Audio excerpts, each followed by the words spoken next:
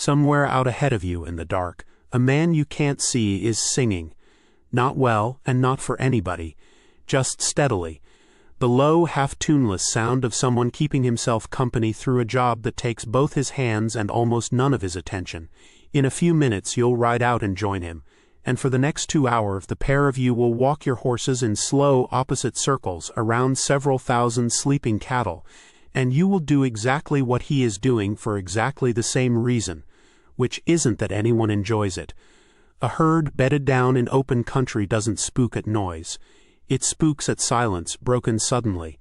A twig going somewhere out in the dark, a coyote closer than the last one was, a steady human voice moving around them at a walking pace covers all of that over. So you sing. It doesn't have to be good. It only has to not stop. That is the entire job tonight. This is the Texas Panhandle, in the autumn of 1906, on a ranch called the XIT. 3 million acres of grass, more land held in one piece than some whole states, fenced with more wire than had ever been strung around a single property before it. You're one of about 150 hands on its payroll. You're not a gunfighter, and you're not a drifter, and there's no pistol on your hip tonight. You're a young man who is good with a rope, and tired in the particular way that 15 hours of work makes a person tired, and tonight it's your turn to ride the herd. Nobody out here measures a night with a clock. It gets cut into guards instead, first, second, third, and the last one, the one that runs out into daylight, and each rider takes his turn, and then goes and wakes the man who follows him. Tonight you and I are going to ride all 4 of them, in order from the moment the herd beds down to the moment the cook's fire catches again at first light. Before we start, if these help you sleep, a like or a subscribe keeps them coming, and it genuinely helps. I'm always curious where in the world you're listening from. Leave your city and your local time in the comments. It's one of my favorite things about doing this. Now get comfortable. Properly comfortable. Blankets, pillow, the whole arrangement. Let your shoulders come down away from your ears. There's nothing here you need to remember, no test at the end, and no reason at all to stay awake for the ending. I'll tell you now so you can stop listening for it. Nothing goes wrong tonight. The herd never runs. Every man out here is still asleep in his bedroll come morning. This is one ordinary night on a ranch that doesn't exist anymore, told slowly. And if you drift off somewhere in the middle of it, that is exactly what it's for. Ready? Your horse smells the herd before you do. That's the first thing every green hand learns, and every old hand forgets he ever had to learn. The animal under you knows where the cattle are, how many, how settled. Long before your own eyes have made sense of the gray shapes ahead in the last of the light, you let him find his own pace toward them. There's no hurry in this part of the work. Hurry is for daylight. The smell reaches you next. Trampled grass and warm hide and dust that never quite settles, all of it laid under the sharper, cleaner smell of sage the wind's been moving through all day. Somewhere behind you, and you don't need to turn around to know it, wood smoke is climbing up off the chuck wagon fire, thin and blue in the last light, carrying the specific, mean-tempered smell of the cook's coffee starting to boil down to nothing because nobody's told him yet that supper's early tonight. Your hands are cold before the rest of you will admit it. The reins are morning cold in your fingers, even though the day was hot only an hour ago. The Panhandle does that, burns you by noon and finds your knuckles by 9. You flex your fingers one at a time inside your gloves, an old habit, checking that they still answer. Off to your left, the singing carries a little louder for a moment as the man riding it comes around the near side of the herd, and then falls away again as he turns. And then the last color goes out of the sky. Your legs remember the day even if your mind's already halfway past it. This is Roundup, which is the reason there are several thousand cattle bedded down in front of you tonight, instead of scattered loose across 10 counties the way they'd be the rest of the year. Twice a season, spring and fall, the whole outfit rides out and gathers everything wearing the XIT's brand off open range and brings it in together. A job that takes weeks, covers ground you couldn't walk across in a month, and ends most days exactly the way today ended, with a branding fire. You were at that fire from before the sun was properly up. The calves get cut out from their mothers a few at a time, roped, thrown, held. 2 men to a calf if it's a big one, one if it isn't, and the roper's good enough to make it look easy, and the iron comes across from the fire glowing the particular orange-white that means it's ready, and it's on the hide and off again before the animal's finished bawling about it. The smell is the one part of the job nobody ever gets used to, no matter how many seasons in. You still notice it. You suspect you always will. By noon your rope hand had stopped fully closing on its own between throws, the way it does every branding day, and by the time the fire finally burned down, there was a whole morning's worth of new stock wearing the mark properly, and a whole outfit of men who'd been on their feet or in the saddle since before breakfast and had a full night's work still ahead of them. Nobody complained about that at supper. There wasn't a point. The herd needs holding whether the men holding it are tired or not. And tired is simply the condition you do this job in, most days, rather than an exception to it. You've come to think of bone tired not as something gone wrong, but as proof the day actually happened. A full day, properly spent, the kind you'll be able to account for if anyone ever asks what you did with it. So when you swung up for first guard tonight, legs stiff, rope hand still not quite right, it wasn't with any particular complaint. It was just the next part of the same day, stretched out longer than the daylight part of it, same as always. Part of what made today's work take as long as it did is a skill that looks to anyone who hasn't tried it considerably simpler than it actually is, picking a single animal out of a moving herd of several thousand and separating it cleanly, without disturbing everything around it. It's called cutting, and the best hands on this outfit make it look almost lazy, the horse doing most of the visible work while the rider seems to do almost nothing at all beyond staying seated. That appearance is a lie, or at least a very well-earned one. A good cutting horse has been trained for years to read a cow's body the way you'd read a person's face, the set of its head, the shift of its weight, which way it's about to break before it's fully decided to, and to answer that movement almost before the rider's asked for anything. Dropping low, planting, turning hard enough that a less experienced rider would find himself unseated by his own horse's quickness. Your job, cutting, is mostly to point the horse at the right animal and then trust him to do the rest, which sounds easier than it feels the first several dozen times you try it. You spent your own first season getting thrown forward onto a horse's neck more than once, embarrassed in front of men who'd long since stopped finding it funny to watch, before your body finally learned to move with the horse instead of a half-second behind it. Today it was calves mostly, cut away from the main herd and their mothers a few at a time, and walked over to the branding fire. The whole process repeated a few hundred times over the course of the morning, until the job was done. Every cut looks the same to somebody who hasn't done the work. Every cut is actually a small, fast negotiation between a rider, a horse, and an animal that doesn't want to be separated from the herd. It feels safest inside. 3 different sets of instincts, sorted out in the space of a few seconds, over and over, until the sun's high enough that everyone's grateful for a break. It's a strange thing to be tired from, cutting. Not the kind of tired that comes from steady labor, but the kind that comes from 100 small bursts of total concentration, one after another, all day. You feel it in your neck as much as anywhere, riding tonight. Concentration, it turns out, has a cost the same as anything else does. The herd bedded down in front of you tonight doesn't look quite the way a herd on this range would have looked 20 years ago. And if you've been at this work long enough, you notice the difference without needing anyone to point it out. The old cattle out here were longhorns mostly, rangy, long-legged, tough enough to survive on grass alone through weather that would kill a softer animal, with a temperament that ran anywhere from placid to genuinely dangerous, depending on the individual animal and how much it felt like being handled that day. They could walk 1,000 miles to a railhead and arrive thinner but alive, which mattered enormously in the era of the great trail drives.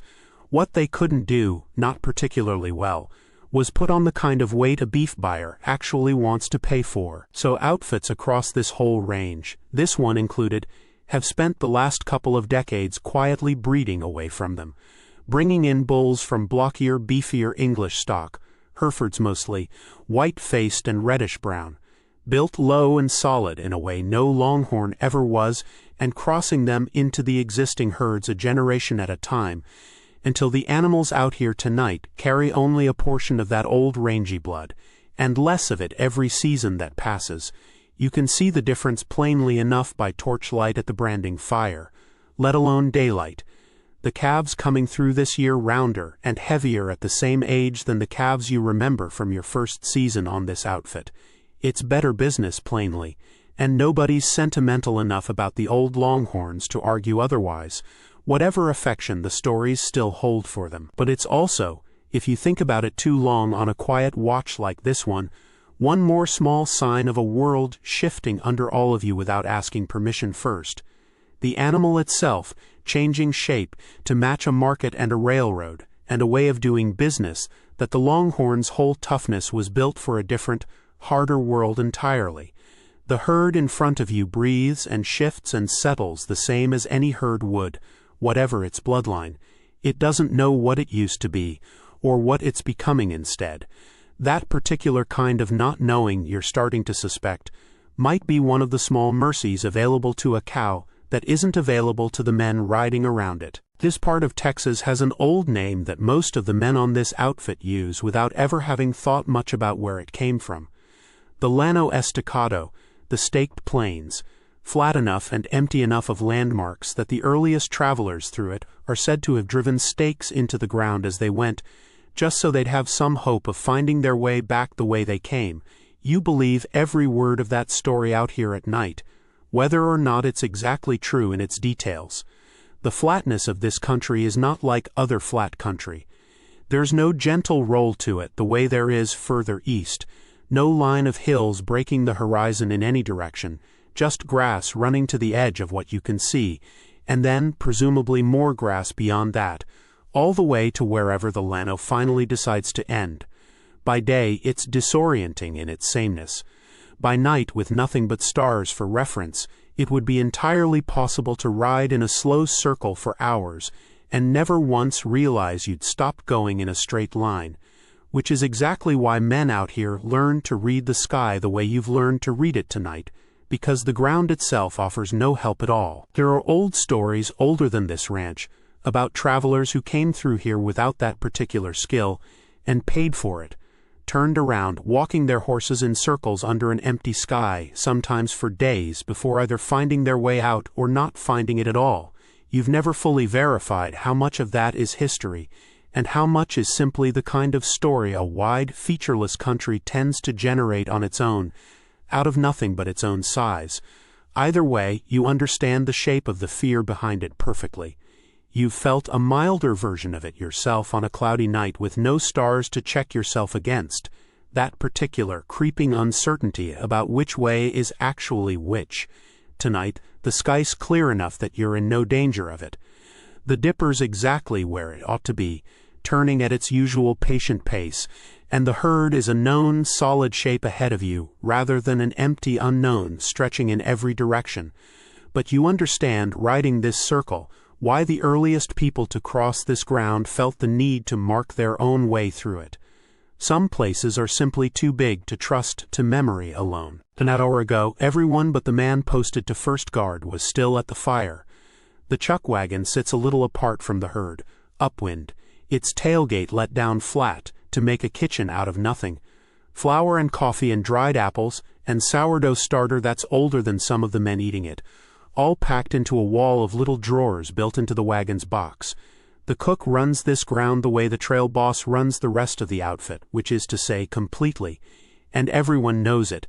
He's paid more than you are, closer to what a top hand makes than what a green one does, and he's earned every cent of the difference because a bad cook can break an outfit faster than bad weather. Supper tonight is beans that have been over the fire since noon, so-belly fried hard, and biscuits baked in a Dutch oven buried in its own bed of coals, the lid heaped with more coals on top, so the heat comes at the bread from both directions at once. There's coffee strong enough to float a horseshoe, poured into tin cups that took the heat straight from the pot, and will take the skin off your fingers if you forget that, which you did once, and haven't since. Talk stays thin during the eating part. That comes after, once the plates are scraped and the last of the coffee's gone around a second time. Then it's cards for the ones who play, and for the ones who don't, mending. A bridle rein gone soft, a button losing its thread, small jobs saved up all week for firelight. Somebody's harmonica comes out most nights, though not tonight. Tonight the man who owns it rode first guard and took it out with him in his shirt pocket in case the hour gets long. You ate fast tonight because you're riding first. The trail boss doesn't ask for volunteers. He posts a list, chalked on the inside of the chuck wagon's toolbox lid, and you read your name off it the way you'd read off any other job assigned to you. 2 men to a guard, 4 guards to a night, each one running a little under 2 hours by the wheel of the stars, because nobody out here carries a watch that means anything once the sun's down. You caught your night horse an hour before dark. Every hand keeps one mount held back and rested just for this, because a horse that's worked cattle all day has nothing left for the kind of quick, sure-footed work a spooked herd in the dark can suddenly demand, and you rode out while the others were still finding their places around the fire. Behind you now, small with distance, the fire is the only warm color left in a world that's gone entirely to blue and gray. You can't hear the cards being dealt from here. You can hear the herd instead close ahead of you, that low continuous sound of several thousand animals breathing and shifting and settling that isn't quite a sound so much as a kind of pressure in the air. And underneath it, if you listen, the first few notes of somebody testing out a tune. Everyone on this outfit talks about the weather constantly, and not out of politeness. Out here it's closer to the truth to say the weather is the only real authority anyone answers to. Summer on this ground is a flat, relentless heat with almost nothing to soften it. No real shade for miles at a stretch, the grass gone from green to a pale gold brown by July. And a man can go through more water in a single day's work than he'd believe, until he's done it once. Winter is the opposite kind of extreme, and worse because winter out here doesn't arrive gently. It arrives as a specific, named kind of storm the old hands call a norther, a blue-black wall of cloud that can drop the temperature further in an hour than most places see in a month, driving in from the north with nothing between it and you but flat country and wire fence. That's the real reason for the drift fence you rode past on the way out tonight, and the real reason it matters more than its plain wire and post appearance suggests. Before fences like it went up, a herd caught out in open country ahead of a norther would run before the wind whether anyone wanted it to or not, drifting south for days, and outfits across the whole of the plains have lost cattle by the thousand that way in winters bad enough to be remembered by name decades later. The fence doesn't stop the storm, it just gives the herd somewhere to stop running. Tonight isn't that kind of night, and you're grateful for it in the specific, inspoken way a man is grateful for absence rather than presence, grateful nothing is happening, rather than grateful for anything in particular that is. Clear, cold, autumn air, the kind that makes stars sharper than they have any right to be, and turns your breath to fog and settles frost by morning on anything that held still long enough. It's uncomfortable. It is nowhere close to dangerous. And after a season or two out here, you learn the difference in your bones before your mind's even finished asking the question. The Panhandle doesn't do anything by half measures. That's simply understood. You've stopped being surprised by it, the way you've stopped being surprised by most things about this work, and there's a kind of ease in that, in knowing exactly what a place is capable of, and riding it anyway. There's no river to cross tonight, which is one more small thing to be quietly grateful for, if you let yourself think about it. This range has its share of them anyway, mostly dry beds for the better part of the year, sandy and unremarkable, easy enough to ride across without a second thought. But let real rain come, upstream and out of sight, and the same easy crossing can turn dangerous within an hour, a trickle of water becoming a genuine flood with almost no warning visible from where a rider happens to be standing. Every hand on this outfit knows at least one story about a crossing that went wrong. A wagon nearly lost, a horse that had to swim for it. Once, further back, a man who didn't come up again on the far side the way everyone expected him to. Nobody tells those stories at length, or often. They get mentioned briefly, the way you'd mention any other known hazard of the work, and then the conversation moves elsewhere, because dwelling on it doesn't make any given crossing safer, and everyone already understands the stakes well enough without a full retelling. What you take from the stories mostly is caution rather than fear. A habit of checking upstream weather before committing a herd to a crossing that looks perfectly calm at that exact moment, because calm can turn without much notice out here. Same as most things can, tonight the ground under the herd is dry, has been dry for weeks, and the only water anywhere near is what the windmills are pulling up out of the ground rather than anything falling from the sky or running across the surface of it. That's its own kind of luck this late in the season. A fall roundup without a flooded crossing to contend with is, by the old hand's reckoning, a genuinely good one. Whatever else happens between now and the count being finished, you add it quietly to the short list of things going right tonight. The list isn't long. It doesn't need to be. Out here, going right mostly just means nothing going particularly wrong. And by that measure, so far, tonight is going about as right as a night like this ever does. This camp you're circling tonight, one wagon, one fire, a scatter of bedrolls, and a rope corral for the remuda, is not where the ranch actually lives. It's a temporary thing, struck fresh every few days as the roundup moves across the range, gone again by the time anyone might think to look for it. The real heart of the outfit is elsewhere, a half-day's ride or more from here, and most nights you don't think about it at all. Headquarters is its own small world, a main house for the ranch manager and his family, built solid and a little grander than anything else on 3 million acres, because it has to double as an office where contracts get signed and buyers get received. Barns, a blacksmith shop that never really goes quiet given how much of this operation runs on horseshoes and wagon iron. Bunkhouses for the hands who work close to home rather than out with a wagon crew, real beds instead of ground, though the men who've done both will tell you plainly there isn't much difference in the quality of sleep either offers once you're tired enough. There are women at headquarters, which there mostly aren't out here. The manager's wife, other families attached to the running of the place, a world of children and gardens and normal domestic hours that feels from out on the range at 2 in the morning like it belongs to some entirely different country. You've been to headquarters exactly a handful of times, mostly for pay or supplies, and each time it struck you as strange in a way you've never quite managed to put into words. Familiar and foreign together, the way a town feels to a man who's spent too long away from towns. Out here, there's none of that. Just the wagon, the fire, the herd, and however many men the roundup needs on a given stretch of range. You've come to prefer it if you're honest.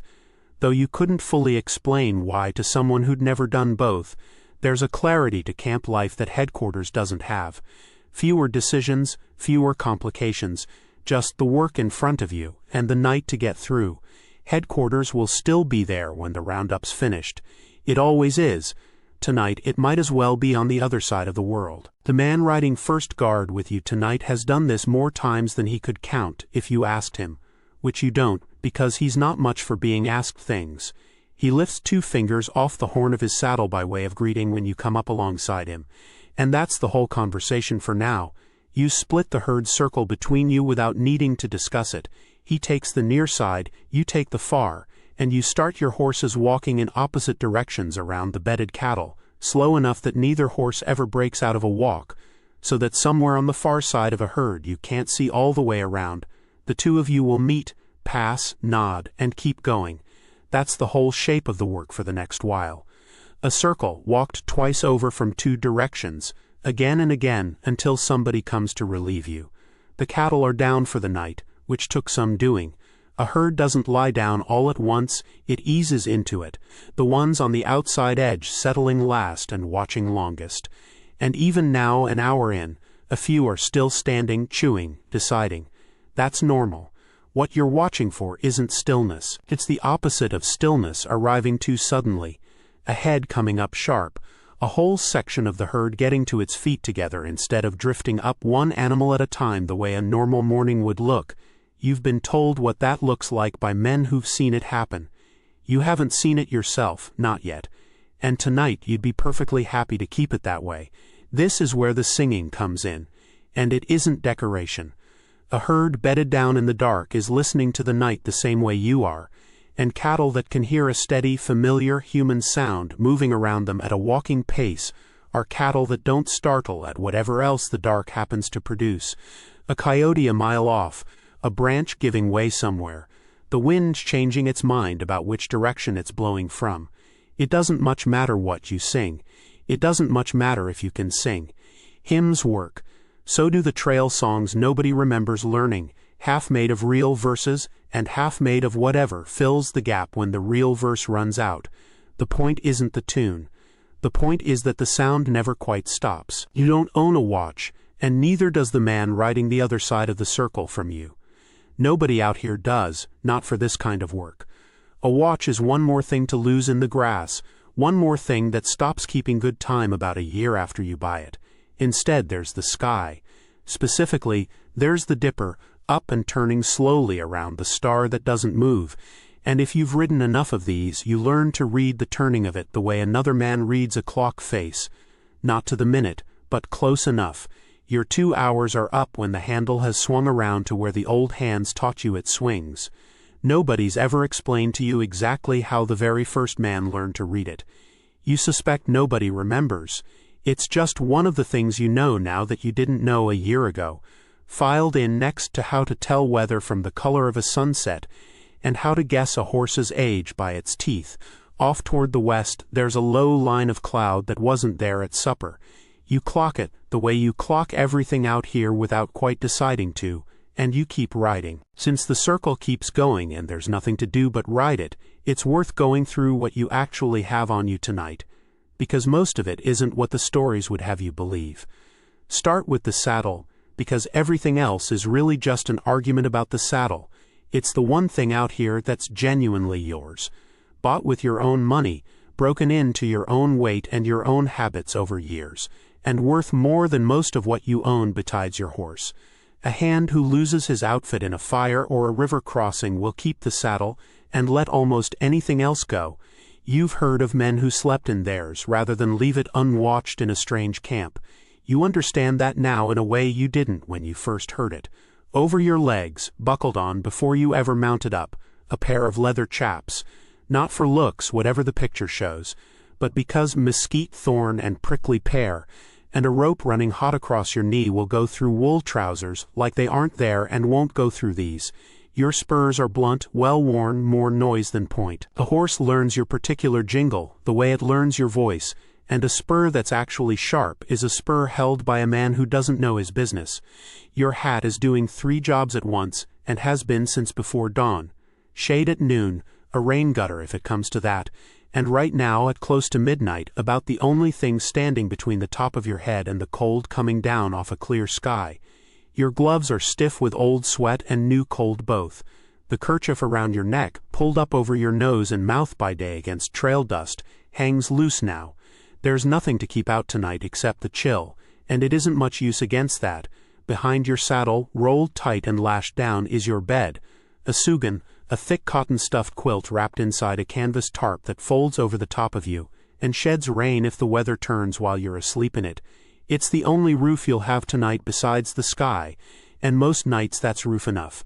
Tied on beside it, your slicker, a long oiled cloth coat that goes on over everything else the moment weather starts, because out here weather starts fast and finishes whoever wasn't ready for it. And that mostly is it. No pistol on your hip tonight. A few men carry one, more for a rattlesnake underfoot than for anything resembling the fights in the stories, and most nights most hands don't bother with the weight of it at all. What you're actually armed with, riding this circle, is your rope, coiled and quiet on your saddle, your voice, and whatever nerve you've got left after 15 hours of work that started before the sun came up. The cloud line to the west hasn't moved much. You keep half an eye on it anyway, the way you'd keep half an eye on a man in a bar who hasn't done anything yet but hasn't left either. The horse under you tonight didn't work today, which is exactly why he's under you tonight. Every hand on this outfit keeps a string of mounts, not just one, 8 or 10 horses, sometimes more, held in the remuda and rotated through so that no single animal is ever asked to do everything. There are cutting horses, quick and low, and almost frighteningly smart about which way a calf is about to break before the calf has fully decided itself. There are horses you'd only trust with a green rider patient past all reason, that have taught more new hands their business than any man on the parole has, and there are night horses like this one, held back and rested all day on purpose because the work tonight isn't speed or strength so much as steadiness, a mount that won't spook at what it can't see and won't stumble on ground it can't check first. You didn't break this one yourself. Somebody else did that dubious honor a few years back, out in the bronc pens closer to headquarters, the two of them settling their disagreement about who was in charge the old-fashioned way, a ring of hands sitting the fence rail to watch and holler. It's a rougher business than the ranch likes to advertise, and every man who's done the breaking carries a story or two he doesn't tell twice, about a horse that came up ugly, or a fall that could have gone worse than it did. What you inherited from all that, riding him now, is a horse that trusts a rider's hands more than most men trust each other. He answers to weight in the stirrup and pressure in the rein before you've fully finished thinking the instruction. He knows this circle you're riding better than you do at this point, probably, having walked some version of it more nights than either of you could count. There's a particular hard-to-name comfort in a horse like that. 3 hours into a cold night with nothing else moving anywhere around you. You're not really alone out here. You just don't always remember to count him. Somewhere out past the edge of what you can see, a coyote starts up, and 3 more answer it, and then the night goes quiet again, as suddenly as it started. You've stopped flinching at that particular sound, though it took a season or two. A coyote a mile off, calling to other coyotes a mile off in some other direction, is one of the most ordinary noises this country makes after dark, and the herd mostly agrees with you. Cattle raised on open range have heard coyotes their whole lives and know the difference between a distant, uninterested yip and anything that actually means danger. It's the sounds that don't belong that matter. A coyote is not one of them. An owl passes low and close enough that you hear the wing beat before you see the shape of it against the stars, silent otherwise, gone into the dark on the far side of the herd before your mind's fully registered what it was. Somewhere underfoot in the grass your horse is walking through without seeming to notice, whole cities of prairie dogs are asleep in tunnels that run for who knows how far beneath the ground you're circling. You've seen their towns in daylight, mounds and burrow holes stretching out further than seems reasonable, though at night there's nothing to show they're there at all, except the occasional soft give in the ground where a hole's collapsed slightly. You keep half a mind, always on the possibility of a rattlesnake, though at this hour and this temperature they're mostly curled up somewhere out of the cold and in no hurry to meet you either. Daylight work is where a man actually has to watch his footing for that particular hazard. Night, oddly, is safer in that one specific way, even though it feels like it ought to be the reverse. Mostly, though, what you notice is just how much sound an apparently empty landscape actually makes, once you've spent enough nights learning to listen to it properly. Grass moving, something small crossing open ground fast, gone before you can name it. The particular creak the whole prairie seems to make as it cools after a hot day, wood and stone and dry earth all contracting together in the dark. None of it means anything most nights. You've learned to let it pass through you without reacting, the way you've learned to let almost everything about this country pass through you without reacting, because reacting to all of it would leave nothing left over for the one time it actually matters. Your relief comes up loud on purpose. That's a rule nobody had to teach you twice. A man riding out of the dark toward another man who's been alone with his own thoughts and a few thousand cattle for 2 hours does not do it quietly. He talks or whistles or lets his tack jingle more than it needs to well before he's close enough to touch. Coming up silent on a man holding a night watch is how you get shot at by mistake, or worse, how you spook the herd he's been working 2 hours to keep calm. So you hear your relief coming a good while before you see him, and you're glad of it both times. Glad of the warning and glad plainly that it's over. There's a short exchange of the kind that's said the same way most nights. Anything moving, no weather, maybe, out west, hasn't come to anything. Good enough. Go on in, and then you're riding back toward the fire, and he's taking up the circle you just left, and somewhere behind you a voice that isn't yours anymore starts up the same low half-tune you'd been carrying around the herd for 2 hours. Camp's mostly settled by the time you get back to it, though not asleep. Not yet, not all of it. The fire's burned down to the size that means the cook banked it on purpose. Enough to see by. Not enough to waste wood on men who should be resting. A couple of hands are still up, backs against saddles turned on end, a hand of cards going between them by the last of the light, more out of habit than real interest. You can tell by how slow they're playing that neither one particularly cares who wins. One of them's got a shirt half turned inside out, needle and thread catching the firelight, a button he's been meaning to fix since Tuesday finally getting seen to. A letter's come and gone around already. You missed it out on the circle, but you'll hear about it tomorrow. Mail out here travels however it can, tucked into a saddlebag on somebody riding to town for supplies and passed hand to hand once it arrives, and a letter from home gets read out loud at least once, whether the man who received it wants it read out loud or not. Because that's simply how it's done. Nobody out here gets so many letters that one goes unremarked. You unroll your bed a little apart from the fire, close enough to feel it, far enough that the light won't keep you up. Your boots come off last of anything you own tonight. Everyone learns early not to sleep with a horse anywhere close by, and boots anywhere far from your hands, in case the ground under you needs standing up on in a hurry. You lie back with your hat over your face and your gun belt, if you'd worn one, which most nights you haven't, coiled next to where your hand already knows to reach. You don't fall asleep fast. Nobody quite does. The first hour off a watch, still half listening for a sound that would mean somebody needs you. But eventually the fire's small tick and settle, and the herd's breathing carrying faint across the grass, and the particular quality of tiredness that comes from being awake since 4 a.m, all of it adds up the way it always does, and you go under. It doesn't feel like very long before a hand is on your shoulder. You're up and pulling your boots on before you're properly awake, which is its own kind of skill, and in the half-dark between the fire's last coals and the very beginning of getting dressed, your mind does the thing it does most nights at this hour. It wanders off toward the sheer size of the ground you're standing on, because there's nothing else out here big enough to hold its attention. This ranch is close to 3 million acres. Say that slowly and it still doesn't quite land. It's more ground than some entire states hold in one piece, spread across 10 counties of the Texas Panhandle, fenced from end to end with more wire than had ever been strung around a single piece of land before it. You could ride in a straight line for 3 days and still be on it. Men have.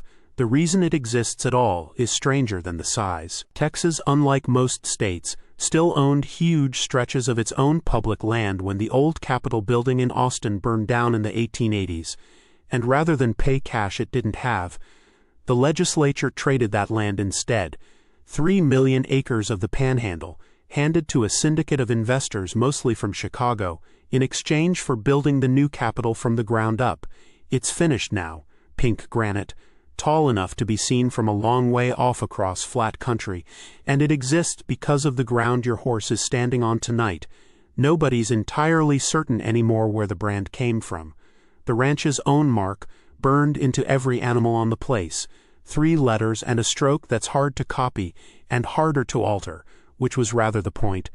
The story you've always heard is that it stands for 10 in Texas, 1 letter for each of the 10 counties. Older hands tell it with total confidence. Whether it's true or just a good story that outlasted the truth, nobody you've met can say for certain, and it hardly matters at midnight. What matters more, riding out again tonight, is the fence along the northern edge of the place.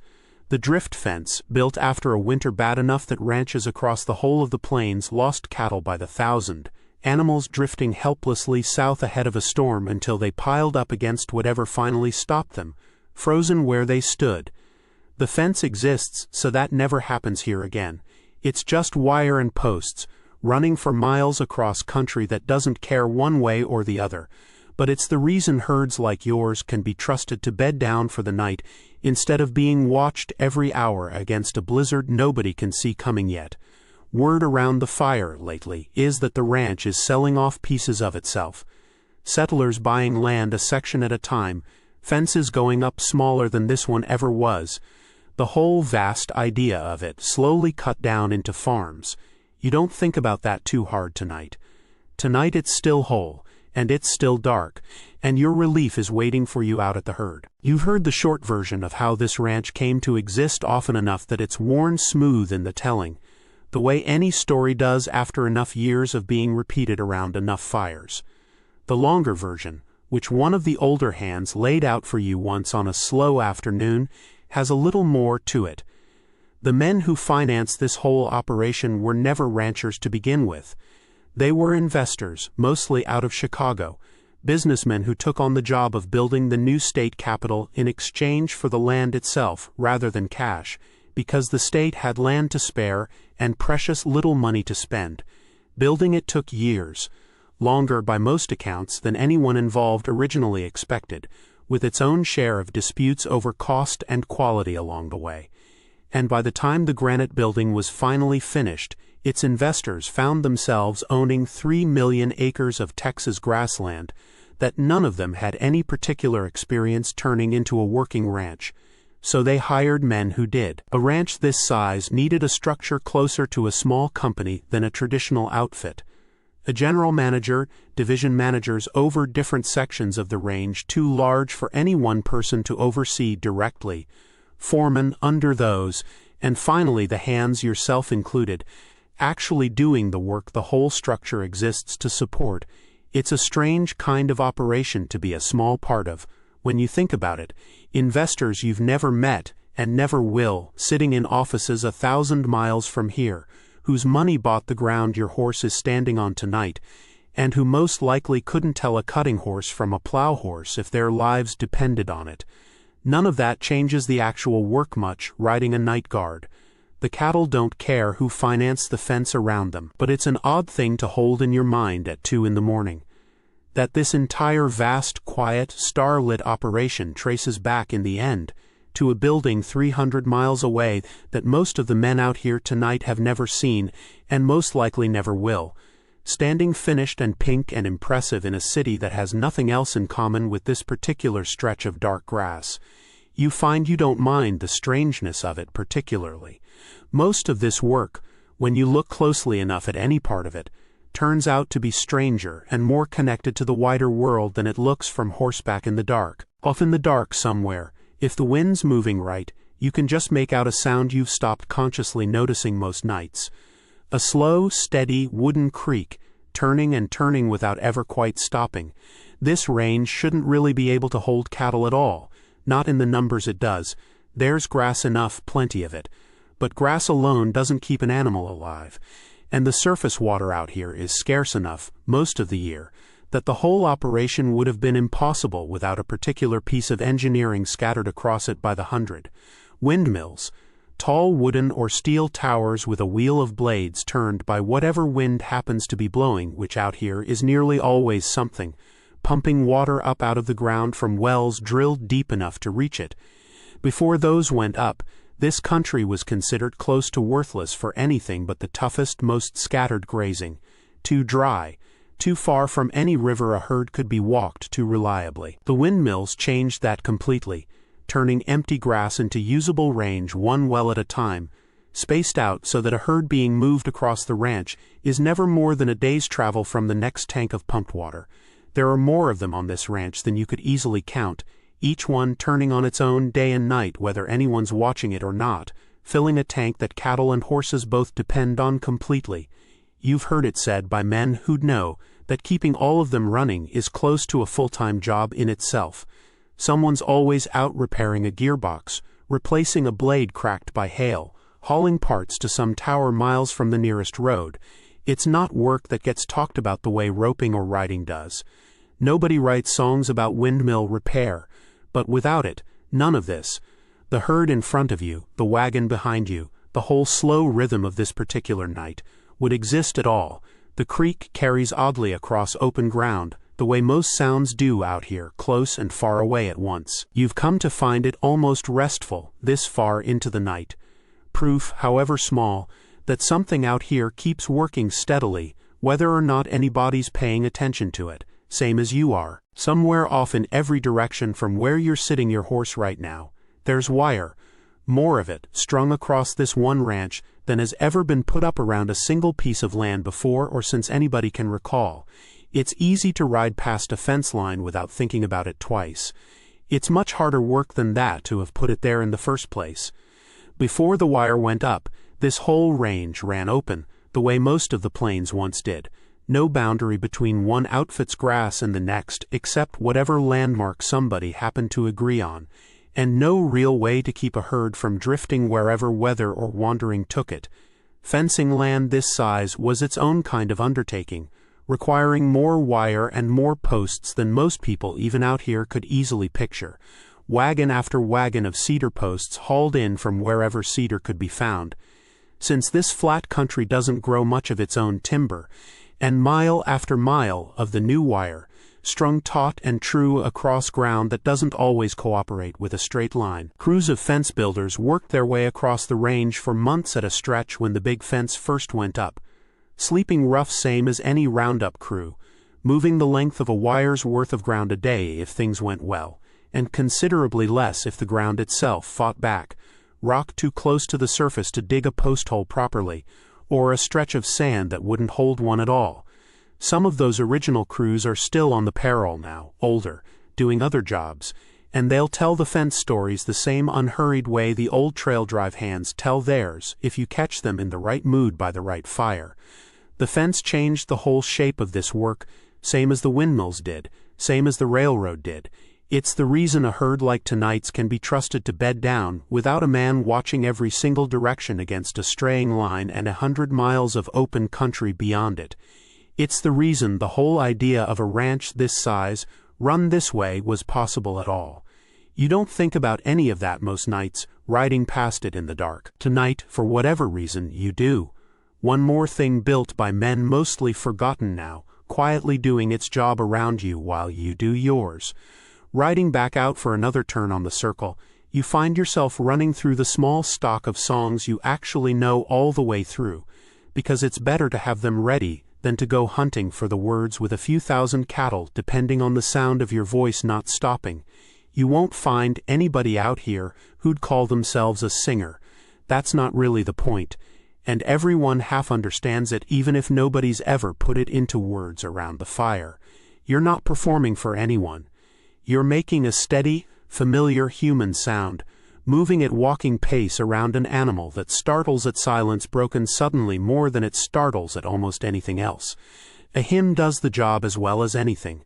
Something slow, something with a tune plain enough that you can hum the parts you've forgotten the words to, which is most of them, honestly, past the first verse. There's a song going around the outfits these past few years about a home on the range, wide open and starlit, that seems to have been written for exactly this kind of night, whether the man who wrote it meant it that way or not. There's an older one about driving doggies, young orphaned calves, along the old trails further south, half complaint and half lullaby, sung slow enough out here that it barely resembles whatever quick version it started as. Every outfit seems to carry its own handful of these, passed rider to rider, worn smooth at the edges the way a saddle horn wears smooth from years of the same hand. You don't remember who taught you the one you're humming now. Somebody did, on some other night guard, on some other circle, and it stuck the way these things stick, not memorized on purpose, just absorbed, the way you absorbed how to sit a saddle or judge weather, until one day it's simply part of what you know without your being able to say when you learned it. The herd doesn't care whether the tune is good, it only cares that it doesn't stop. You were never sat down and told the rules directly. You learned them the way you learned most things out here, by watching what happened to a man who broke one once and never needing the lesson repeated. The brand is the whole of it, really. Everything else built out from that one idea. An animal wearing another outfit's mark is that outfit's animal, full stop, whatever fence it's wandered through or however far it's strayed, and touching another man's branded stock with intent to claim it is about the single worst thing you can be accused of on this range. Worse, in the old hand's telling, than most things a man could actually be hauled in front of a judge for. You've heard the stories about what used to happen in rougher years and rougher country to men caught altering a brand with a running iron. Nobody tells those stories as entertainment. They tell them, so you remember exactly how seriously the rule is meant. Underneath that, smaller and gentler, there's a whole unwritten code about how strangers get treated out here. because a man riding alone across open country, days from anywhere, depends entirely on the honesty of whoever he happens to meet along the way. The rider passing through gets fed if he's hungry and never asked to pay for it. A horse gets rested if it needs resting.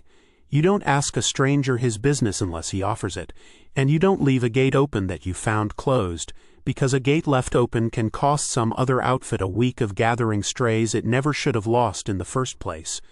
There's a particular kind of quiet respect, too, for a man who does his job without complaint, and a particular kind of quiet contempt, never spoken outright but perfectly well understood, for one who doesn't.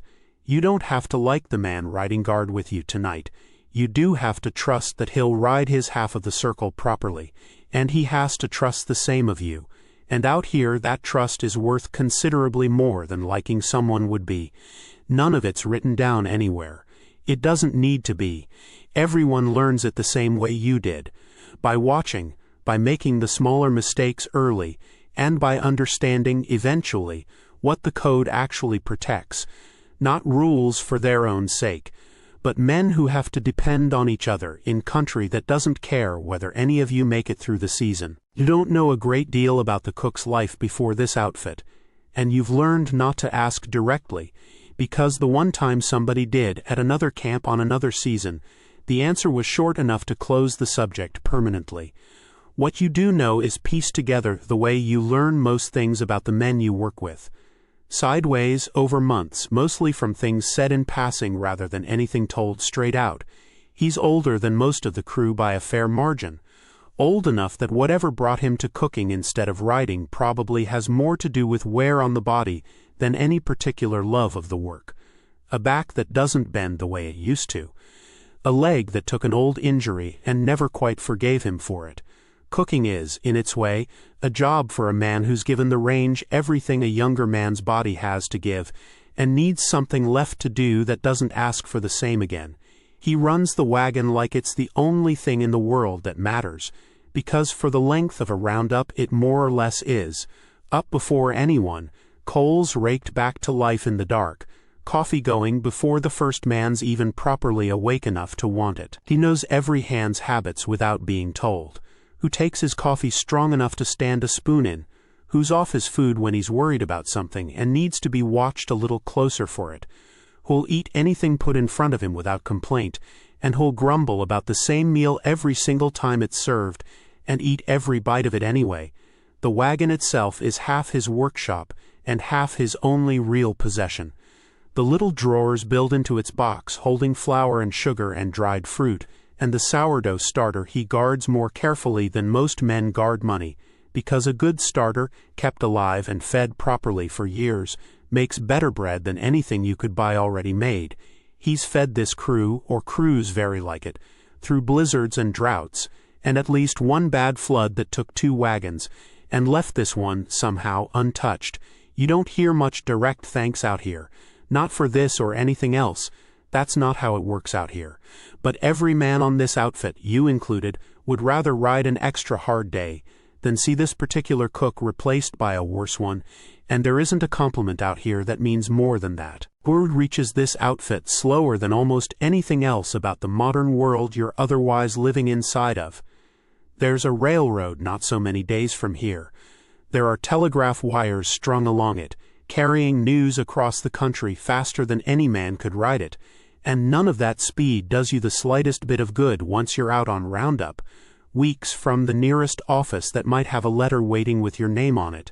Mail comes and goes, with whoever happens to be riding to town for supplies, which might be every few days or might be considerably longer, depending entirely on what the outfit needs and how far town happens to be from wherever the wagon's currently camped. A letter addressed to you could sit in a drawer at headquarters for 2 weeks before anybody thinks to carry it out to where you actually are. You've learned not to count on timing working out any particular way. Out here, a letter arrives when it arrives, and you're simply glad of it whenever that turns out to be. When one does come, it gets read the way everything gets shared around a fire, with not much else to occupy the evening, out loud at least once, whether the recipient especially wanted an audience or not. Nobody means anything unkind by it. It's just that a letter from somebody's mother or sister or sweetheart, back wherever the man came from originally, is about the closest thing to outside news this camp gets most weeks. And everyone's hungry enough for it that privacy tends to lose out to curiosity. You've had letters read out loud that weren't yours to hear, and felt, each time, a small unexpected tug of homesickness for people you've genuinely never met. Somebody's mother worrying about the weather she's heard is bad out west. Somebody's sister describing a wedding. Small ordinary details from lives entirely separate from this one that somehow still manage to reach all the way out here and land for a moment on everybody around the fire at once. You wrote your own last letter home before this roundup started, and you honestly couldn't say when it might arrive, or when the answer might find its way back to you. Out here, that kind of not knowing stops feeling strange fairly quickly.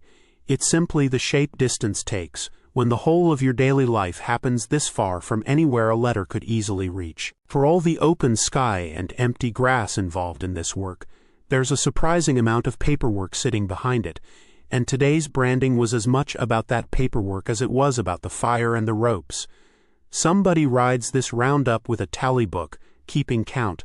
How many head gathered, how many calves branded, how many carrying another outfit's mark and needing to be cut out and held for that outfit to collect later, how many showing no brand at all, and needing one decided on the spot.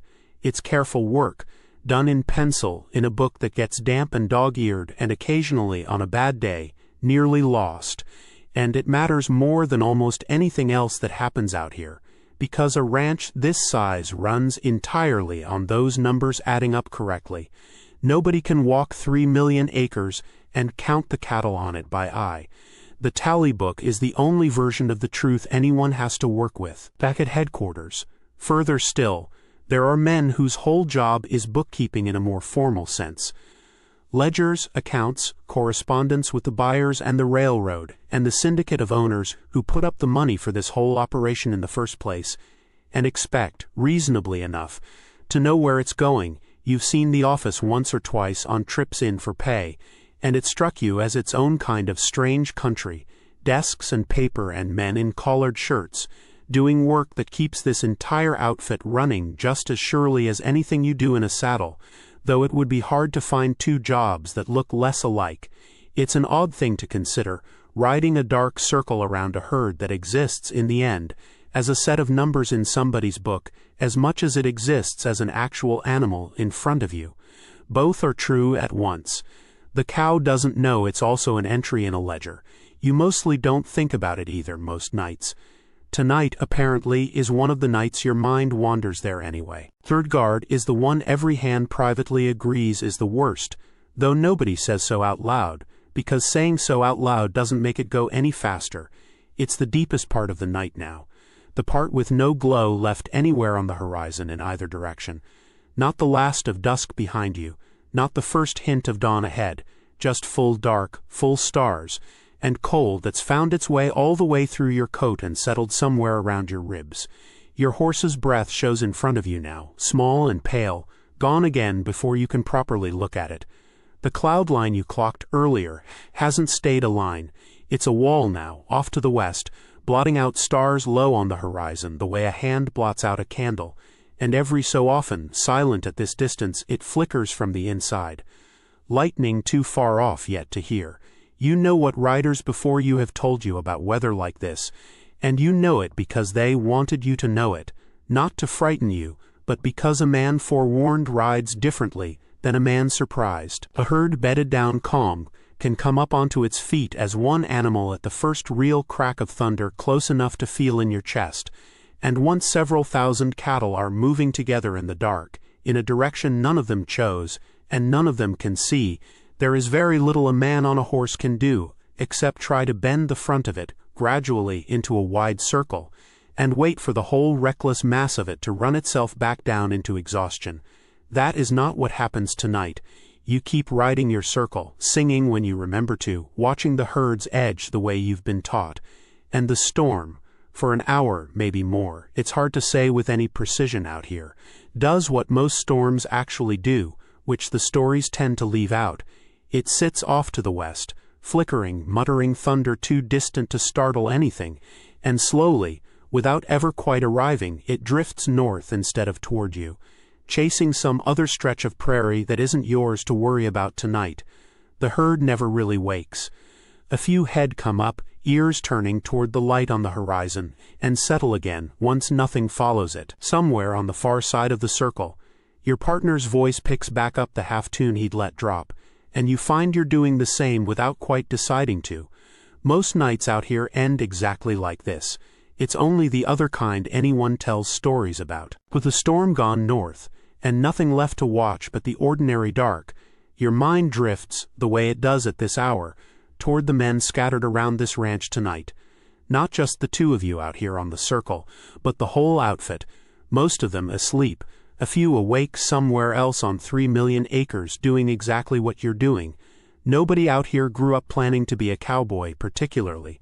Most hands are young. You're not the youngest on this outfit, and you weren't much more than a boy yourself when you started. Some came off small failed farms further east. Some are Texas-born and never lived anywhere else. A good many of the men who taught you the parts of this work you're best at were Mexican vaqueros or black cowboys who'd learned the trade before and just after the war, and never stopped working it. And if you listen to the words this whole business runs on, you can hear where a lot of it actually comes from. Your rope is a lariat because vaqueros called it a riata.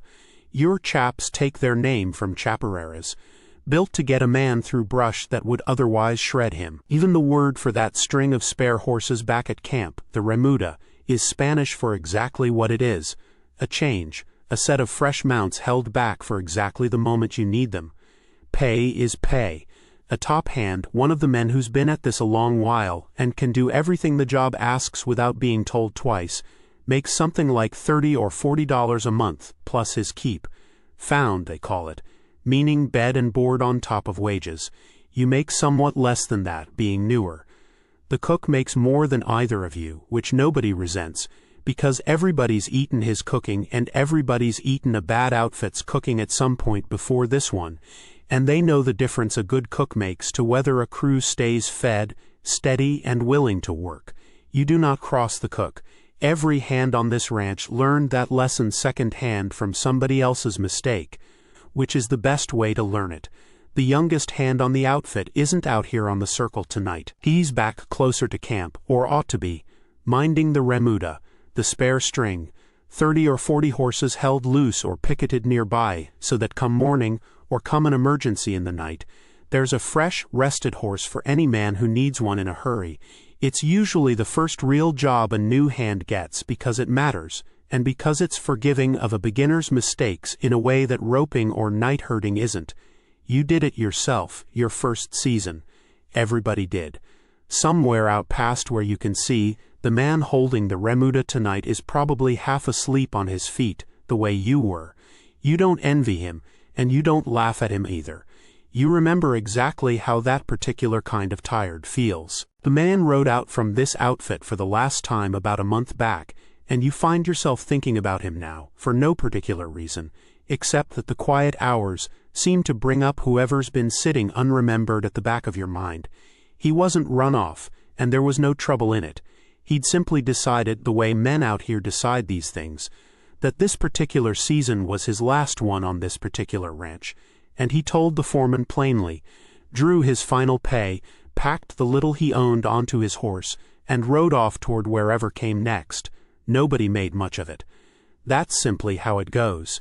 Hands move between outfits the way water moves downhill, following whatever's offering better pay, or a foreman they'd rather work under, or sometimes nothing more explainable than a feeling that it's time to see some other stretch of country for a while. You've done it yourself more than once, and you'll likely do it again before you're through with this kind of work altogether. There's no shame attached to it, out here, the way there might be in a settled town job. No sense that a man owes an outfit years of loyalty simply because he happened to work for it one season. The work itself stays roughly the same wherever you go. Only the faces around the fire change. It does mean, though, that the crew riding this roundup tonight is not quite the same crew that rode it last fall, and won't be quite the same crew again next spring. Men arrive, work a season or three, and move on, and the outfit itself just keeps going regardless, same as the ranch keeps going regardless of which particular hands happen to be riding for it in any given year. You are, in that sense, replaceable, and so is everyone else out here tonight, and there's something almost comforting rather than bleak in admitting that plainly to yourself at 2 a.m. A kind of relief in not being the load-bearing thing the whole operation depends on.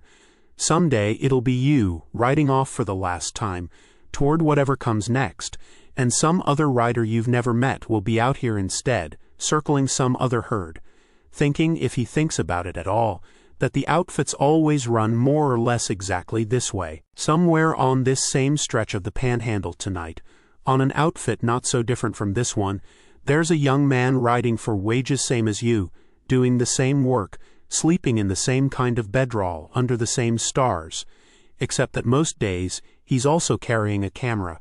His name is Erwin Smith, and by the standards of any of the men he rides with, he's an odd one. He grew up not far from here, went east to study sculpture in Chicago and Boston the way almost nobody from a cattle outfit ever does, and then came back, not to visit, but to work, taking on the same rough jobs as anyone else on whatever ranch would have him, because he'd decided the only honest way to make art out of this life was to actually live inside it first. He carries a heavy camera on a horse that has learned, with visible reluctance, to tolerate it, and he sets it up wherever the light and the work happen to line up. Cowboys breaking broncs in the pens, the chuck wagon getting supper going, a rope tightening on a calf mid-throw. And what he's really trying to catch, if you asked him plainly, is bigger than any one moment. The whole shape of a way of working cattle that he already suspects, even now, won't last a great deal longer. Fences keep going up. Land keeps getting sold in smaller pieces. The open 3-day ride country you're circling a herd on tonight is not a thing anyone expects to last forever, least of all the men doing the work on it. No one riding with him expects his pictures to matter much beyond themselves. He isn't famous. He won't be, particularly, in his own lifetime. The recognition comes later, long after tonight, once the world he's quietly recording has actually finished disappearing, and people start wanting proof it was ever real.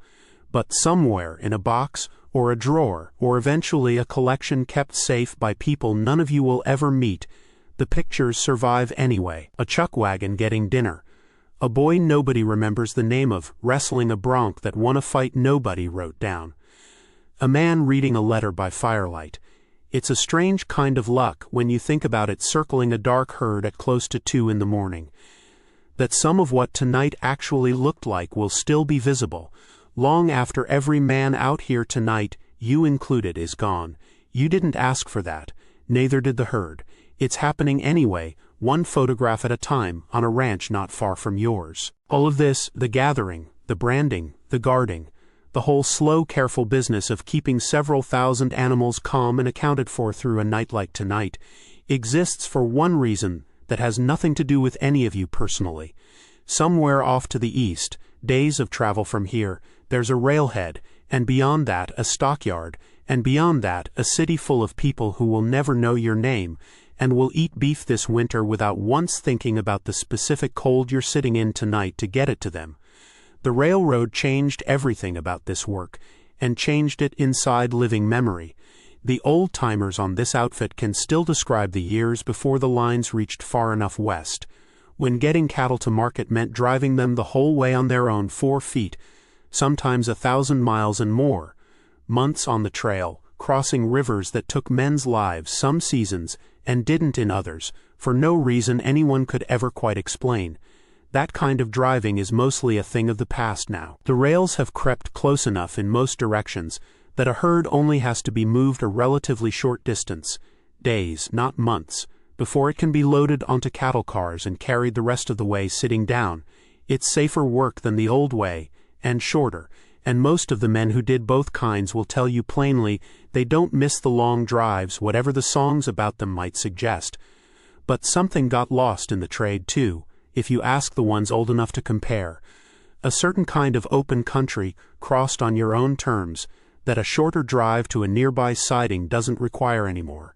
You won't be one of the men driving this herd to the railhead when the time comes. That's a smaller crew's job, once the roundup's finished and the count's confirmed. Your part in it ends tonight, out here, holding the herd calm and accounted for until morning. It's a small piece of a very long chain that ends in a city you'll likely never see, on tables set by people who'll never know it was you, tonight, keeping this particular herd from running. You find, thinking about it, that you don't especially mind being the part nobody remembers. Somebody has to hold the night. Tonight it's you. This is the fall gathering, and it has a particular character to it that the spring roundup, back in April, doesn't share. Spring is calves, new ones, born through the winter and early spring out on open range, gathered in for branding before they're old enough to have wandered too far from their mothers to sort out properly. It's frantic in its own way, weeks of long days, but it carries a kind of forward motion to it, a sense of a year just getting started. The grass is coming in green. The worst of the cold is usually behind you. Fall is different.